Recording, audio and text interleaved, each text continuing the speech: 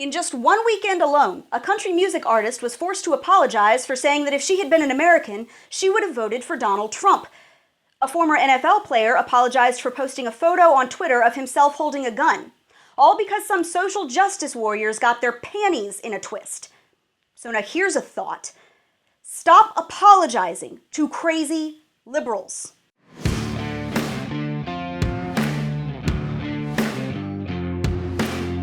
Hey guys, I'm Brittany Hughes. Welcome back to Reality Check on MRC-TV. Country music singer Shania Twain actually apologized on Sunday for saying that if she had been an American, she would have voted for Trump. That's literally all she said, and she was bullied into apologizing for it. She's Canadian. She didn't even actually vote for Trump. She just said that of the two choices, she would have. And the left flipped out so much that she felt she had to apologize for stating her own personal opinion. When was the last time you heard of a celebrity being forced to apologize for voting for a Democrat? And Shania is not the only one. Former NFL kicker Jay Feely posted an innocent photo to Twitter over the weekend of him standing between his daughter and her prom date while holding a handgun and joking that he hoped that his daughter would have an awesome time at the dance.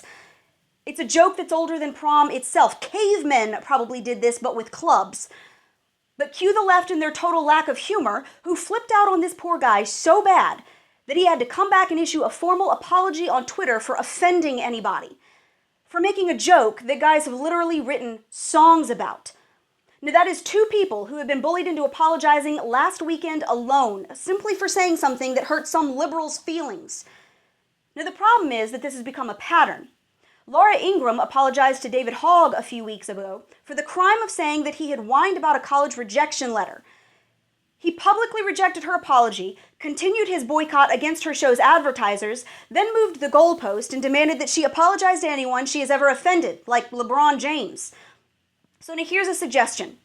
Stop apologizing to this liberal lynch mob. Just stop it.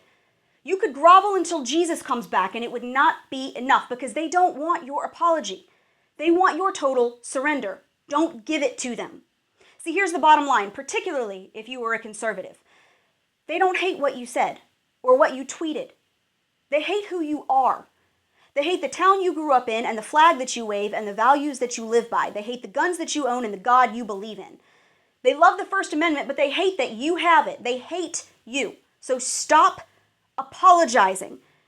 Stop bending over backwards to appease people who are going to despise you no matter what, and who are going to get butthurt every time you scratch your nose in some way that they don't like because they are looking to be offended. That is a big fat load of their problem, not yours.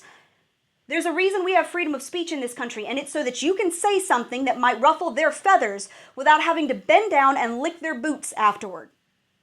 So here's how it should be. I'll go first. I believe that the Constitution applies today just as much as it did the day it was written. I believe abortion is murder. I believe there are two genders and you are what you were born as. I believe that marriage is between one man and one woman. I believe capitalism is the most successful economic system and socialism is total crap. I believe modern feminism is insulting. I believe bakers should be able to refuse to make cakes for gay weddings. I believe kids should be allowed to pray in schools, and I believe that Chick-fil-A is delicious.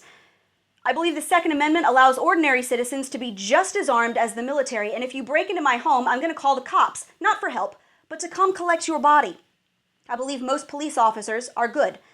I believe America has been and is still the greatest country that has ever existed on the face of this planet, and I believe that if you looked at the choice between Donald Trump and Hillary Clinton and you went with Trump, you don't owe an explanation, much less an apology, to anyone. And I am not sorry. And that's your reality check, guys. Make sure you subscribe to our YouTube page, like us on Facebook and Twitter, and stay sane out there.